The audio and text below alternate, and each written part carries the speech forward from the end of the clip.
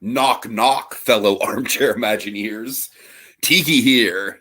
And Rohith. And we are here for a full-blown spoiler cast on the year's first highly anticipated film, the movie that knocked Avatar off of its perch after what, like 2 months? It's Knock at the Cabin. That's right. All right, Rohit, I'm not even going to lie. This was one of my most anticipated of the year, man. I was stoked for this. Yeah. So I want to start with you just to jump in with the conversation. What is your history with Shyamalan? Because I feel like Shyamalan is a very like... Isn't it Shyamalan? Shyamalan. I think it's Shyamalan. I think you're right. Yeah. My history with Shyamalan is that I think I remember watching The Sixth Sense, or I don't know if I did watch it, or if it's a thing where I've seen certain scenes, or just the fact that it's so ubiquitous in popular culture. I think the only movies I've actually seen of M. Night Shyamalan was like maybe The Sixth Sense, but not super confident on it. Definitely Signs, definitely Unbreakable, and definitely The Happening with Mark Wahlberg. What? No. Wait, what? I'm sorry. I got what you mean. Have you ever seen like the SNL sketch where Andy Samberg does the Mark Wahlberg impression? Oh God, no. He nailed that. Man. Yeah, and that's the only M. Night Shyamalan films I've seen. Like, wow. Okay. I haven't yet because I think that's interesting. Because the thing is, for me, it's like after that, like after I think by The Happening, and then before that with like Lady in the Lake, and then afterwards with Avatar: The Last Airbender, like M. Night Shyamalan just kind of went to like one of the more hated directors / hacks. So I just never really made an investment to go out and watch these movies. I mean, surely he's been on the radar for me, like when I heard about like Split and all that stuff, and like that one movie with the elderly couple. But I haven't actually seen any of his recent movies, so this was the first time I've seen a much Shyamalan movie in like a while. Interesting perspective to be coming from with this movie then, because honestly, I'm kind of the opposite. Like, obviously, I've seen his classic stuff, but sure. I am very much one of those people that I am fascinated by his career, and I like watch with bated breath every time he comes out with a new movie. I don't like, and I think part of the fun of Shyamalan is that you never know. Like, I've heard people basically using this movie as like, Shyamalan is like the box of chocolates director. You never know what you're going to get, but you know it's going to be interesting. So just running down his more recent output, The Visit was really good. Mm-hmm. Split was great. Glass is trash. I did not like Glass at all. I thought Glass was a big missed opportunity. Yeah, that's what I got from just the general reviews on that one. What were your thoughts on Old from what you've seen of it? I've not seen Old. No, but what you've seen of it, like the premise of it. Oh, it just seems like when I thought about it, it's like you're on a beach and you just get old. It's like, okay, why not just leave the beach? But I obviously watch the movie. So well, there's definitely a plot reason why they can't leave the beach. Okay. Yeah, I figured that was the case. Yeah. I didn't want to go cinema sins on that. They literally start to get like aneurysms if they start to walk away from the beach. Okay. That's the problem. Okay, so my thing with modern Shyamalan is I think that stuff like Split is very much kind of in the wheelhouse of like that is like the new golden age of Shyamalan, right? Like that is like I think Split is the new movie of his that can be put up on the same pedestal as something like Sixth Sense or Signs. Really? That's interesting. I figured maybe from what I've heard, like The Visit was because at least my understanding is like Split, like people liked it, but then there were some contingent of people that had issues with its depiction of dissociative identity disorder. That then it kind of You know what's funny is I actually think that The Visit is a little bit more insensitive when it comes to like, ooh, isn't dementia creepy? I see. Yeah, I don't know. Maybe that's just like a personal thing with me because I live with my grandparents, so that it's a more sensitive thing. But I think part of it is that like probably part of why Split it has a lot more criticisms. Like one, it has more recognizable stars with James McAvoy and Anya Taylor-Joy, who by the way looks completely unrecognizable as a brunette. I don't know why, but that and also distorted identity sort of has been such a commonly used trope to indicate like crazy outside killers. So now there's been in the past few years a more critical revision that's now been internalized by creatives, especially with how Moon Knight was constructed in terms of its depiction of dissociative identity disorder. All right. Well, I'm just saying that Old for me was like if Split was an example of like a really good Shyamalan movie, Old is like it's basically him at his worst, but in the best ways. Mm-hmm. Like I feel like Old was just like it was a roller coaster ride, but at the same time there was clearly some really, really awful performances and dialogue moments. Mm-hmm. But that kind of dichotomy to me where it's like Old does have some super intense parts to it, but it also very much has Shyamalan's like hack signature all over it. I don't know. I feel like that's a really special movie in his filmography.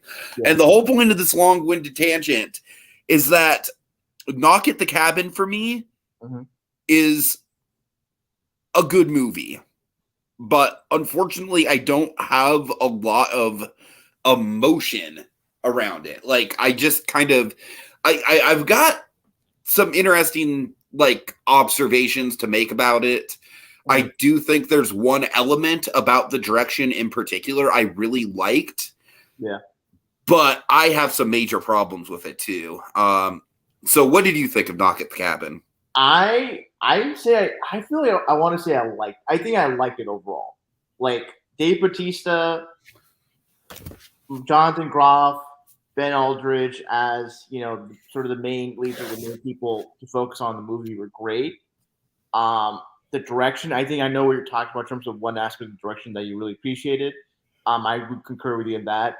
My issue is sort of it's like the ending, and it's not that the ending doesn't come out of nowhere or whatever.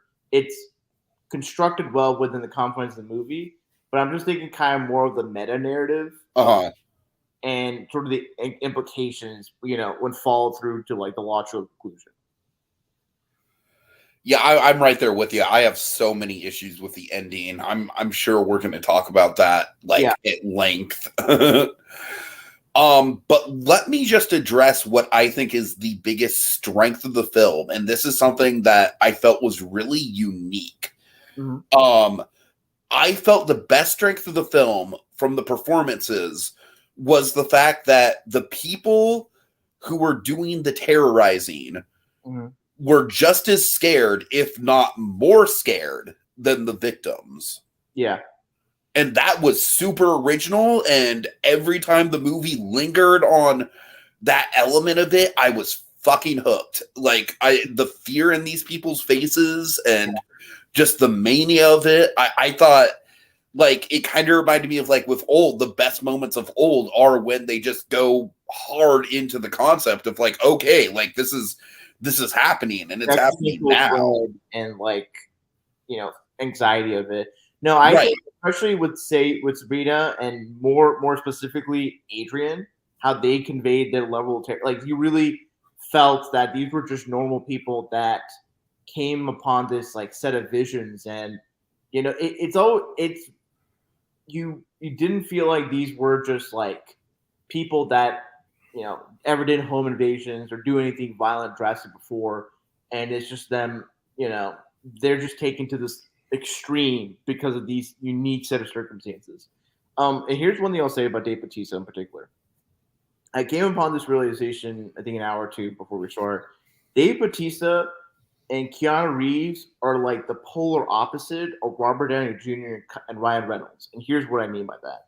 For Robert Downey Jr. and Ryan Reynolds, when they do performances, especially in the last 5 or 10 years, there's always a level of like irony, sarcasm, like there's always a tongue in cheek. And whereas for Keanu Reeves and Dave Bautista especially, they are very not really serious, not just serious, but earnest. And they're not in on the joke. They commit to whatever and are sincere about their material. So I think for Dave Bautista in particular, when he's playing Leonard, he has a level of sincerity that kind of leads to him being like well depicted as someone who has a set of convictions, but is not like a zealot. You know, like they were sure. they were just like regular people that, you know, through whatever they saw, they were compelled to do this, and it's not something that like they have no compunctions about. They have no like, you know, worries about things going well. And with Leonard, especially, like he felt to me like someone that he was the way he handled both Eric, Andrew, and Gwen in terms of his interactions. He very much felt how he was revealed later on as a teacher that's trying to, you know, solve this cosmic problem, and it felt there was no like false note. And I think if there was any other actor that wasn't of that kind of like demeanor or disposition, the movie wouldn't work as well as it does. Okay, well, I need to point out, like, for me, it was probably the problem performance of the movie, and I'm not sure if it was performance or character or the fact that this actor is very well known, and so it's like Ron Weasley was very distracting in this movie. Rupert Grint? Yeah. I think part of it is just the fact that I obviously know that the dude's got like a thick British accent. So him trying to kind of play up the tough guy, like Philadelphia, Boston kind of thing. Oh, it did not work. It really did not work for me. That whole performance. And also I thought it was really weird how his character was the one character who was kind of outwardly a jerk, and also, like, from a screenwriting point of view, I thought it was a pretty major coincidence that he just happened to bump into the two guys, like, earlier. Yeah, no, I'll give you that. I think that's kind of where Shyamalan drops the ball for that particular character. It's like, I kind of wish they were ambiguous about whether or not, you know, Redmond was actually the guy that assaulted Eric. Because frankly, Redmond just, I don't, like, based on the dispositions of these people, I don't even buy the other three even wanting to associate with someone like Redmond based on what we know of him. Yeah, honestly, I feel like it's kind of funny that he's like the hot-headed one and he's like the redhead. They're like red-blooded. It's so fucking distracting because it's Ron fucking Weasley. I'm sorry. I'm sorry. I know that's not fair to Rupert Grint. I've seen Rupert Grint in other things and he's been great. But, like, I cannot... And they don't even really do much to, like, hide the fact that it's Rupert Grint. Like, it's very much, like... I feel like they do a lot more to Batista's physical appearance as far as, like, you know, giving him the glasses and stuff. And, like the button-down shirt. Right. Like, but... No, like, this dude is just straight up Ron Weasley as an adult, you know? No, I kind of also wish that, like, he was also as nervous, and that when he gets angry, he just, like he gets angry as a last resort. Uh-huh. But he does have a temper. And I feel like that's something that could have made him a little bit more, you know, believable, and maybe more... I mean, maybe not empathetic, but just more like human. Whereas, as he presented in the movie, he's just kind of like the quote unquote red shirt or red haired guy that like dies first. Yeah, he literally feels like a comic book character, or not a comic book character, but like a cartoon character compared to the other three. Yeah, I feel like maybe had he been played by like a younger actor, even if it's not like, even if it's a known I actor, could see like a Domhnall Gleeson playing him. Yeah, or even like a Lucas Till, Cameron, like any of those actors that are like Cameron Monaghan. Yeah, that'd be a good call. Yeah, because I'm sorry. I legitimately feel bad for Rupert Grint because he is just kind of like Ron Weasley is just a very, very recognizable character, physical appearance wise, and Rupert Grint just as a man looks exactly like an older Ron Weasley. Like, I think Rupert Grint looks way more like an older Ron Weasley than Daniel Radcliffe looks like an older Harry Potter. You know what I mean?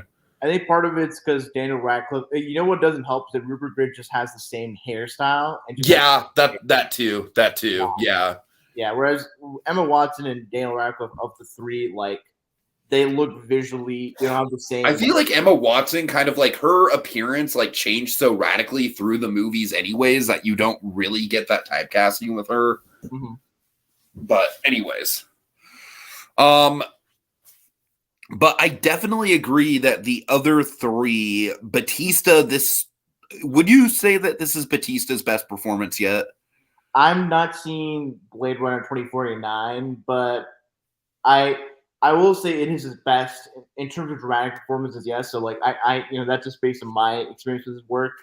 And he does, like, if you did get any other actor that wasn't that kind of like disposition, not actually like size, but like I feel like any actor that doesn't have that kind of like level of seriousness and gravitas, like Batista doesn't like deliver the performance ironically or with like some like level like black comedy, whatever. It's just a sincere, like earnest. Could you imagine if they would have tried to get John Cena in this role? It would have been a mess. Yeah, John Cena maybe he has the chops to do dramatic stuff. I just think John Cena is kind of more in the Robert Downey Jr. Right. camp of like where there's always kind of like an inside joke. Whereas Dave Bautista, he plays it straight. Like, and I feel like Keanu Reeves, like if he had this where he would have definitely played this straight as well. But one of my favorite things about his character is the fact that like he has this sort of like looming quality to him, and he's almost like an enigma of a person where it's interesting that they almost kind of like weaponize the usual Batista traits, like the fact that he is just, completely jacked and also is covered in tattoos. But at the same time, he does very much give off, like when he says that he's a school teacher and a guidance counselor and everything like that, and he coaches sports, you buy it based on his demeanor. So I love that there's that. I love that there's that kind of like dichotomy of like, this is clearly a guy who has been through some stuff with the tattoos and everything, but he also has a gentle side to him. I love that he says a lot without saying much at all. No, and I think what especially solves that is his introduction with when he interacts, talks with the grasshoppers and all that stuff. Like he has, like, there's kind of, I don't know if you felt this. I felt like a level of like, maybe not menace, just kind of like you're at your kind of seat's edge, because just as like, yeah, his like physique kind of, and like the way he talks, it's gentle, but there is kind of like he's speaking softly, but could be carrying something scary, like in him. Oh, totally. And that was like, and I really was interested. Did you notice there's how a lot of like the close-ups on like the actors' faces that they're just kind of like dominating the screen? Oh yeah. That definitely added to like the tension, especially considering you're in such an enclosed space. Like the fact that you're just kind of even enclosing further on just people's faces as they're just talking calmly but creepily, or they're just in a level of fear and fright. That really added to like the level of suspense. I absolutely think that Act 2, where the situation is completely underway and the tension is at its high point. Honestly, I feel like Shyamalan recently, just thinking about it, like I feel like he's been doing really good Act 2s and just not sticking to landing all that well pretty consistently throughout his more recent output. So speaking of not sticking to landing, you want to talk about the news footage and why it kills the tension? Is it because it's just so like it's not as natural? It's not as naturalistic. So I will say this about the news footage: the tsunami was terrifying. Yeah. Legitimately, one of the scariest things that Shyamalan has put on screen since like the backyard birthday party scene from Signs. Oh like, yeah. That tsunami scene was freaking raw. The problem is that the very next news report, well, I mean, I guess we get the kids, but the kids kind of come out of nowhere too, and I don't think it's as visceral, right? Like, I think maybe if the news report would have been like actually like getting more in detail about like, you know, like you see like the inside of a children's hospital or even there was like some guerrilla footage of like corpses laying, right. The scary stuff we saw at the beginning of the pandemic with like bodies being piled up. It's right, exactly. To convey like the plague aspect of it. Like, yeah, it's definitely on my mind, but you know, maybe go Last of Us with it a little bit. And then, frankly, once we got to the scene with the planes, it's a scary idea. But, oh, man, it was executed so poorly. Because I think, for me, I think what it was sold, like, I get what you mean, because when you look at the airplanes dropping, obviously... It straight up looks like an asylum movie in spots, dude. It looks horrible. I think what it was sold is, like, when there's a video camera just showing all the plane droppings, it would be crazy if, like, the camera pans up and you see a plane heading towards them. No, totally. I mean, like, again, I'll go back to The Last of Us. That had a freaking intense plane crash scene, you know? I think what he should have done is, instead of, like, the gravity of, like, oh, no, the planes, we should have seen, much like how the tsunami, you know, we get the picture that it's just one beach, but we get the gravity of it. We should have seen one plane crash in vivid detail. Like, from the perspective of a passenger, or just from a perspective of a person that's going to be hit? I'm thinking from the perspective of someone on the ground, like someone who's like in the middle of a field or something. Or like maybe something like, oh, they're outside of like I don't know. I feel like, I wonder if the way M. Night Shyamalan done that scene, he may have had a version that maybe we're too much into like 9/11 territory in terms of the visual depiction of it, and maybe it's like, all right, we probably don't need to show like. I think the problem is that it just straight up jumped the shark as far as like the believability goes. I think after that scene, it's just like, after that scene, the movie turns from, you know, a really interesting kind of contemplative morality play into just like, okay, it's a Roland Emmerich movie now. I see what you mean. I kind of like that. It wasn't that there was that, you know, the ambiguity. I can see your perspective about wishing the movie was more ambiguous, especially in regards to the implications of the ending. But I feel like there's sort of a terrifying aspect that like what they were saying was true. But on the same token, when we go to the implications, it might not be a movie that in the long term, you know, depending upon how society, you know, ebbs and flows, may not age as well. Yeah, I hear you. Because let's see. Go ahead. Because like, we'll probably get to the ending when we get to the ending. I feel like the way the movie ends, I think that was kind of done in that way because had it been ambiguous or revealed that like it was actually the exact opposite, that none of these things were happening, I feel like then an ending would have been sort of kind of reminiscent of like the ending of The Mist.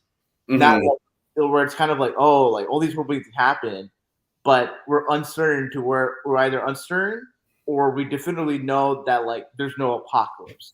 I have a really weird nitpick with the ending, and it's stupid and it's probably way too nitpicky, but would you like to hear it? Sure. Okay, so I think the film should have cut to credits in the car when they turn on the song on the radio and they have that little exchange where they both turn off the radio and then they both turn it on. Mm-hmm. I think it should have cut to credits right there. Mm-hmm. And I think having the shot of them driving off almost ruined it, because I know that's the most nitpicky thing in the world, Rohit. I know it's super nitpicky, but to me, I don't know, like Dragon knows this about me, man. Like I am a stickler for a movie ending in just the right spot. And I feel like if the last note that we would have gotten was look at what these two people have gone through and how are they even going to, you know, like basically the whole final note with that radio scene is they're entirely different people from when they first got to this cabin. You know what I mean? It would be a very, like, not haunting, but it'd be a very good note to end, like when it turns to black and the music's still playing. Right, exactly. Yeah. And the thing is that now when you rewatch the movie, then that flashback where they're playing the song has a kind of even greater context. So you're with me on this, like even no, like, I see. It literally does not matter at all when it comes to the actual plot or anything, but just the fact that we get that one shot of them driving away, it just it ruins the flow of the editing for me. I think that kind of ending would work if the movie was more ambiguous about whether apocalypse or not. But the fact that it wasn't, I feel like maybe in Shyamalan's mind or maybe in like a focus group, they probably thought, it's like, well, we need to show them like driving off and like okay, the world is saved, and they lost someone, but it's kind of like a bittersweet ending. Whereas I mean, my whole read on it was that they are going to have a hard time connecting with each other again after that. Oh no, I don't disagree with that. I mean that's just that's something probably an average audience goer doesn't think about until like well after. And then drive off. It is probably, I think, one would argue a typical like Hollywood ending. Like if it was a movie, like Will Smith and like Jada Pinkett, or just any like famous stars in this, that ending, them driving off, would be the typical ending. Sure. I do think there is value in what you're saying, because then it de-emphasizes like them saving the apocalypse and emphasizes more the personal cost that comes. Exactly, which the whole movie is entirely about personal conflict. So speaking, this is an aside for endings. I'll give you an example of a movie that should have ended early. Okay, and that was Lincoln. Steven Spielberg. Ooh, okay. They should have ended with just Abraham Lincoln walking off and the like Liberty Bells singing, and that's it. Oh no, Dragon and I talked about this. When we covered Lincoln on Spielberg Month. Yeah, we absolutely agree. Okay, but no, it's definitely so. I do now that I think about it. I think your suggestion actually works, because then it starts and ends on like just a family dynamic. Right, exactly. Yeah, because it starts with like Yen when just going grasshopping, just living like a typical kid life. By the way, that is a fantastic kid actress. Like it's her first movie role, and she was just so believable. Yeah, she's not the typical child actress where they try to act too smart. Like when she's acting smart or whatever, it's like believable kid smart. Yeah, totally. And man, the parents, God, they did a really good job of making me feel like that they are like an actual couple. And not only did I combine them as a couple, I combined them also as parents. Mm-hmm. What did you think of the flashbacks? That's definitely something to get into. The flashbacks, I liked.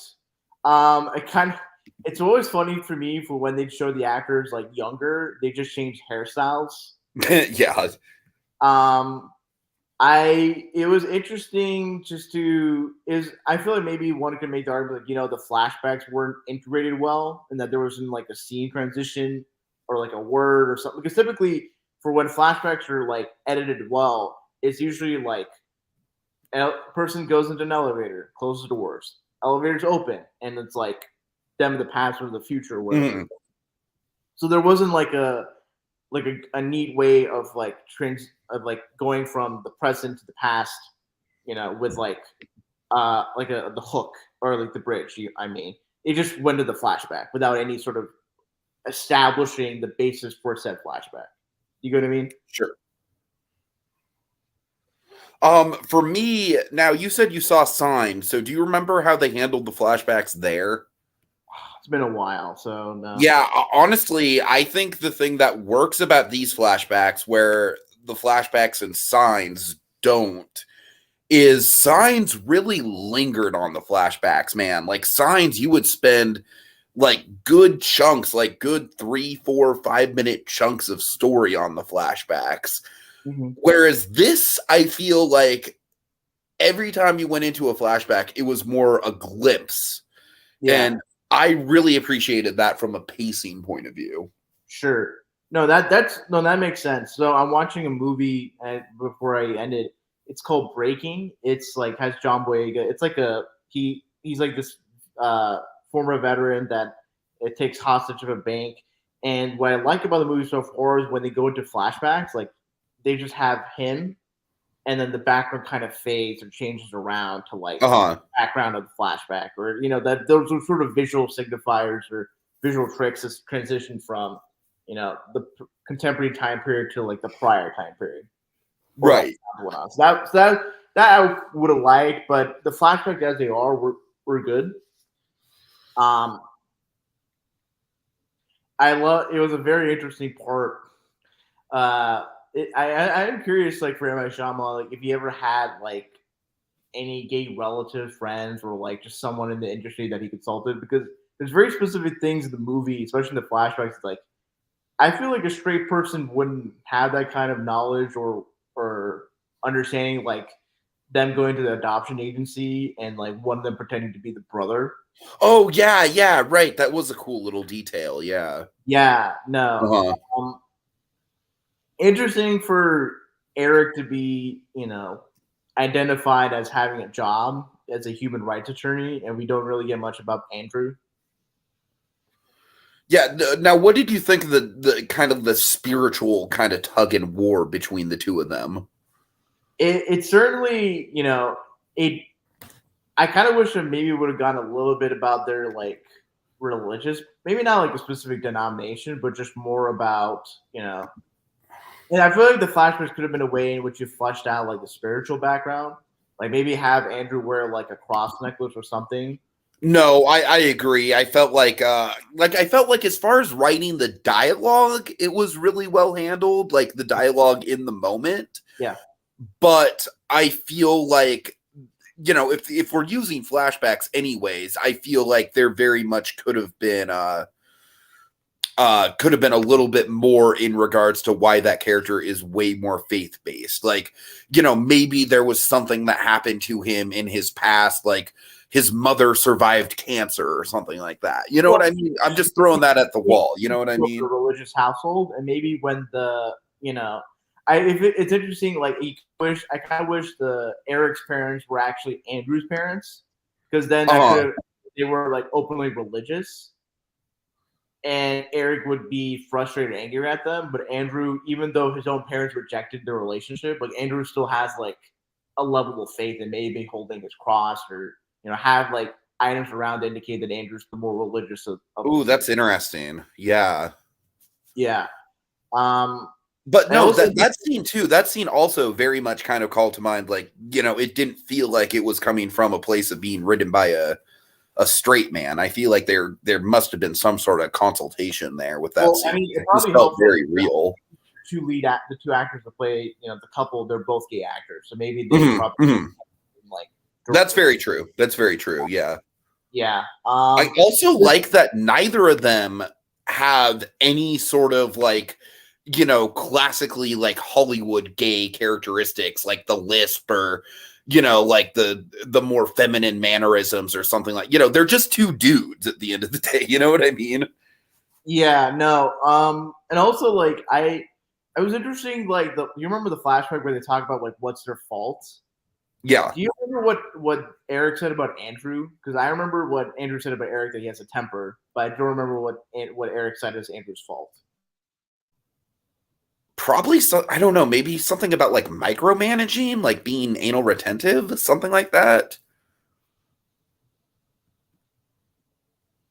I think it's probably something about like take people at face value, or maybe it's probably something that was related. That's like related to like how Andrew just has like a moment of faith in her, or Sure. I think of it. I'm really annoyed I can't remember it, because I remember distinctly like Andrew's thing, but Eric said something about like it's gonna annoy me, but it was very interesting for like when Eric has a gun. It's like it comes from a specific lived-in experience as a gay man,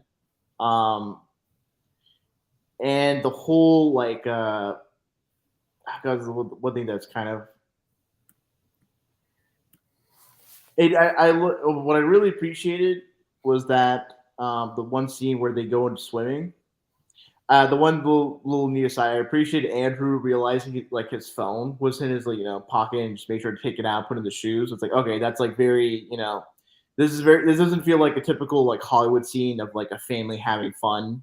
Like this is like, okay, as someone who has destroyed a phone by going into a pool without realizing it was in my pocket, yes, I appreciated the realism of that.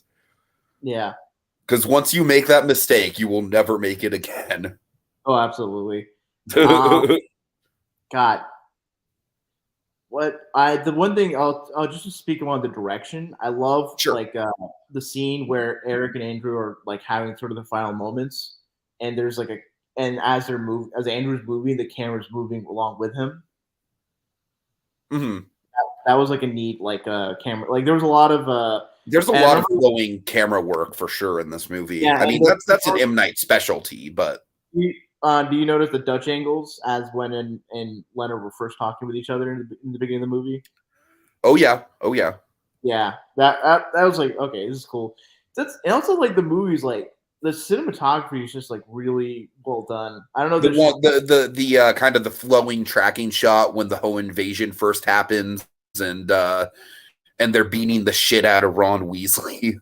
Or just like as the movie opens with them going through like the grass and just like fixating on the one grasshopper. Yeah, no. I also just want to compliment this movie a lot on the fact that this like honestly I do think the last like 20 minutes or so of the movie did drag just because by that point the realism had kind of gone out the window for me. Sure. But just as far as like being very, very efficient as at setting up your premise, like without any filler, any exposition, any sort of padding.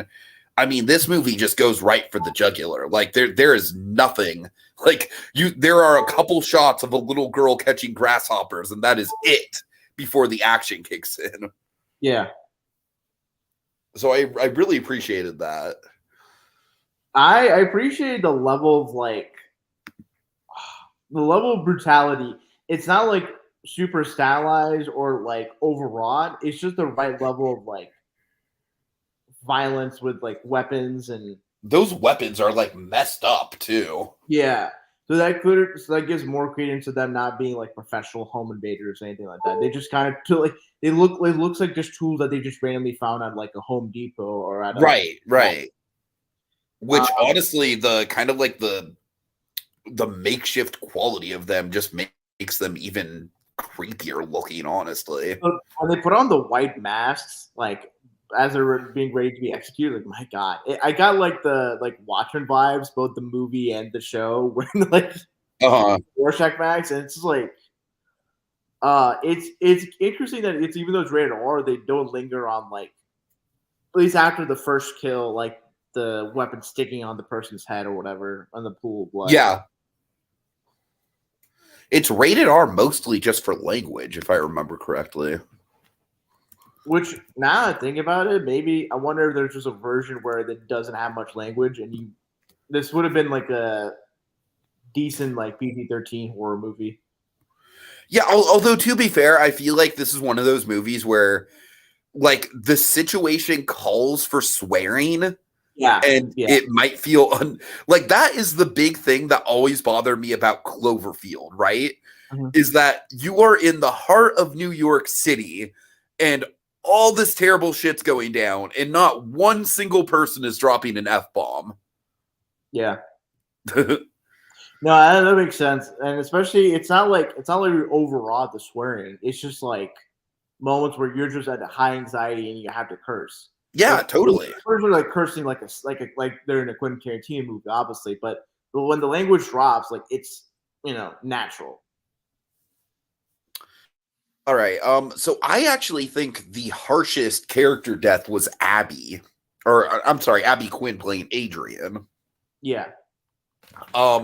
Just because of her begging, like the whole begging for her kid, and then I love the reveal of like nobody believes that she has a kid, and they all think she's been emotionally manipulating them, and she isn't. That was some cold shit right there.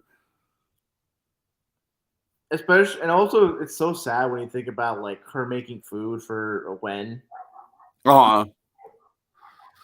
Yeah, no, I mean, everything about, like, as soon as she walks into the house, the first thing she does is ensure Wen, like, it's going to be okay. It's like she is very much the motherly figure of the group. Yeah. Also, I kind of wish, like, for Sabrina, when she's interacting with Andrew, I feel like that also should have been a scene where Andrew, like, talks about his faith or religion. Mm-hmm. Totally. Yeah. Also, how do you feel about, like, him getting concussed and then him being the one to have like the spiritual realization? Because I feel like that kind of leads one's concerns like, okay, is Andrew really sincere in his like thing, or he's just like brain damaged? You know what I mean?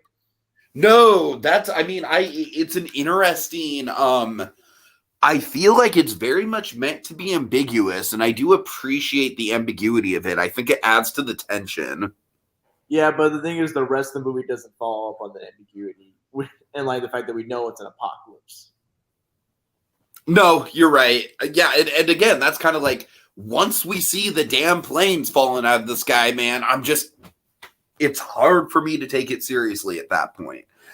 Because at that point, it's literally like a world-ending scenario. And it's interesting enough, this movie kind of structurally and just the entire premise reminds me of 10 Cloverfield Lane.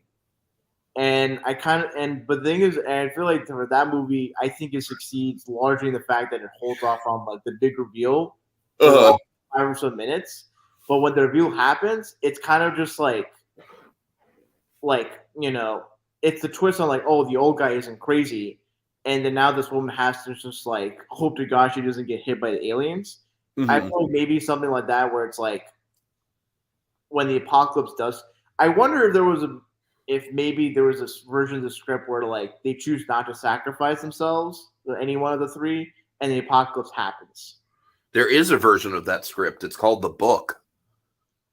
Oh. Yeah, that's actually in the book. What happens is that the girl gets killed very early on. Wait, when? Yeah. Whoa. Man. And so it literally becomes like what the fuck do we even have to live for at this point, Like, yeah, the book sounds a lot more intense. And honestly, that was the same way with Old too. I heard the comic book that Old was based off of was a lot more intense. Yeah, you kind of wonder if M. Night Shyamalan is maybe not like these movies are watered down, but they're like he's only willing to like push the envelope past a certain point, and maybe what prevents those movies from being good, okay to good to like great is like him kind of having the line in the sand. So I think now I think about it, like had this movie been more like missed in terms of like the more darker ending, that would have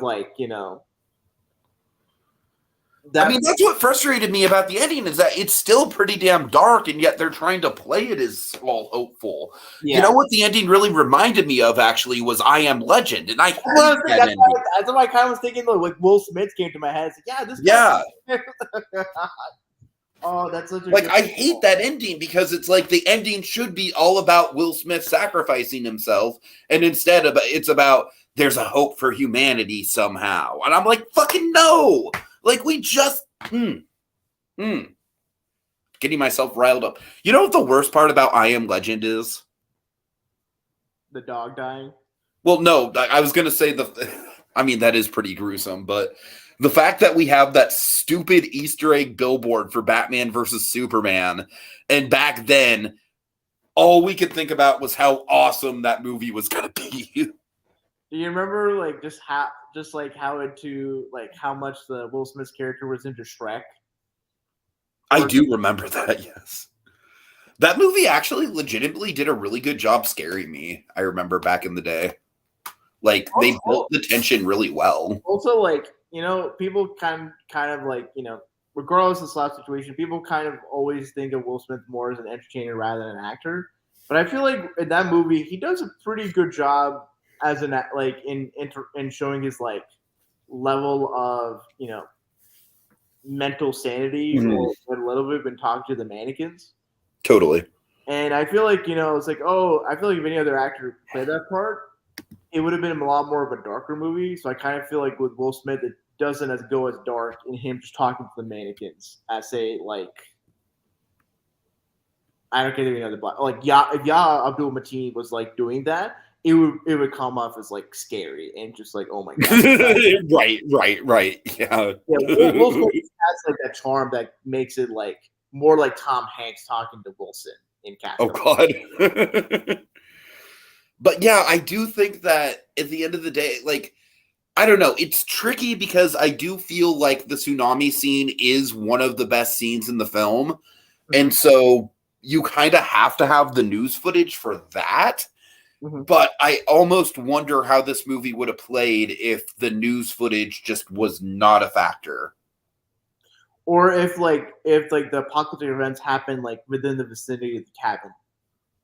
That'd be, I mean, like if, for example, what you were pitching about 10 Cloverfield Lane, like if the finale was literally just like a plane crashing and they have to like get away from it or something, you know what I mean? And you don't know whether that was just a random plane crash or exactly right, yeah. Yeah, or like a random fire that goes through the forest. God putting his like the hell coming through, or just a random forest fire. And let me tell you, someone who lives in Northern California, those forest fires can get pretty damn apocalyptic pretty quick. Yeah. So yeah, I don't know, man. But again, I don't want to just take the tsunami scene out of the movie because I feel like the tsunami scene is like classic Shyamalan, right? Mm-hmm. So I just don't know. I don't know what be the one only scene to show the apocalypse. Maybe have that be the one scene where they actually have the news footage, and then maybe shit starts to go wrong and they lose reception on the TV. And I feel like the way that the news was talking about it, it should have been talked about in a way where like these were just random events that none of our major scientists could foretell, because that probably would have led them a little bit more of like skepticism, or a little bit more of like give more credence to like this is the actual apocalypse. Like, so like for example with the pandemic, like that stuff did not scare me at all. First of all, because I thought it was a little bit like of a low-hanging fruit of Shyamalan being like, isn't the pandemic scare you guys? And this time, hey, remember when COVID, it was all the older people who were getting it? Well, what if it was the kids who were getting it? Like, I felt like it was really like kind of low-hanging fruit for him to go for. And I also just felt like, you know, it's one of those things where like, I'm sure everyone remembers, you know, everyone who's going to grow up like, you know, having kids or something after the COVID era and explaining COVID to the kids. It's like, you know, March 8th was not like the day that everything just spread all at once. March 8th was the day that the government officially decided that it was too much to deal with. You know what I mean? Like we had a big build up for months up until that point. For the plague thing, they could have gone a little bit more graphic, maybe if not just in terms of like seeing corpse lying around, maybe seeing like people like having visible like lesions, like maybe, you know, like a worse form of AIDS, and like being like leprosy or deformed, you know. Right. That was added to like the biblical element of it. I mean, there's that one girl who's like constantly throwing up in The Sixth Sense. And that was like some pretty visceral horror right there. And I feel like if they could have done something like that, maybe and the vomit blood or whatever, maybe, yeah, something like that. I don't know.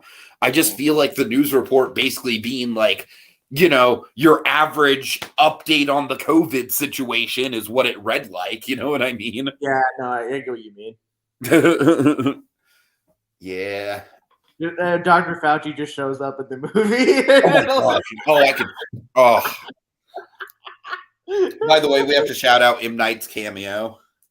Oh, that was a fun cameo. It was. I think they maybe lingered on it like a little bit too long. Like he's just like, yeah, that's right, guys, I'm here. Fried chicken, it tastes even better. Also, why? Also, I don't. The thing that kind of broke the. Well, not broke that. I think the one thing that'll take me out of the movie upon rewatch is that like for that scene, it's like one of those like you see in those like random like channels like in the middle of the night as you're scrolling through that are just like infomercial channels. Oh, totally. That kind of infomercial doesn't appear like before like a fucking newscast like MSNBC or CNN. Right. Yeah. I mean, if anything else, it would be on its own like infomercial devoted channel. Honestly, a more natural would have been like M. Night Shyamalan was an actual reporter that got killed in one of those like. Oh, that would have been fun. Yeah. In Old, he plays the guy who's like the shuttle driver who takes them from the resort to the beach. Mm-hmm. It's delightful. All right, I think we've pretty much covered everything, Rohit, unless there's anything. So for me, the issues with the ending, it's like if we accept like for the movie as is, if the fact that the crazy people were actually true, the unfortunate aspect of it is like with all like the different cults and of like conspiracy theories and all that stuff. A movie like that ends on like, oh, the crazy people are right, that this is the end times. It might just be, it might not age well depending upon how things escalate in society, Uh-huh. So that's the kind of thing where like, ooh, like I feel like although I'm pretty sure I'm not, wouldn't want to propagate that, but I feel like there's just like a certain faction of people, like the people that misunderstood Fight Club or Wolf of Wall Street, that might misunderstand this movie to like validate their really, But besides it overall, I think it's a really well done. Really, I think being upon a rewatch, I might feel the way you do about the last 20 minutes kind of dragging. Because upon the initial watch, I didn't feel that was, go. But yeah, it now kind of maybe interested in seeing the other Shyamalan movies that just hadn't had the chance to watch recently. So I would be very interested in your opinion on Old. Mm-hmm. Yeah, I definitely think like in the first half of this movie, I'm not gonna lie, in the first half, I was legitimately thinking this might be the best Shyamalan ever. Mm-hmm. Because it was paced well, the performances were really visceral. Yeah. It was just ambiguous enough. But yeah, then the stuff just kind of starts to go off the rails a little bit. I still think it's really good. I would give this like probably a solid 7 out of 10. Yeah, I think a 7 it would be where I'm at. Here's one other thing. So like when Eric gets the gun and like Sabrina stabs him in the side of the stomach, I'm surprised that like he doesn't just bleed out over time, unless there was a scene or maybe there's just a moment where like he's being bandaged over.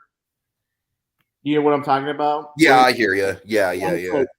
Because like they made a whole thing about like Andrew getting concussed and him having to have like a band-aid or whatever and like being sensitive to light, and then Eric just gets like I think stabbed me, I don't know how many inches, like in his right on like the right side of his chest and like near the abdomen area, and it's like, how can you be able to walk around, let alone be able to shoot a gun? Honestly, Missing pulled the same shit, and I'm kind of getting tired of that. It's like, okay, guys, let's actually see like the consequences of these wounds. You know what I mean? Yeah. Yeah, I hear you on that.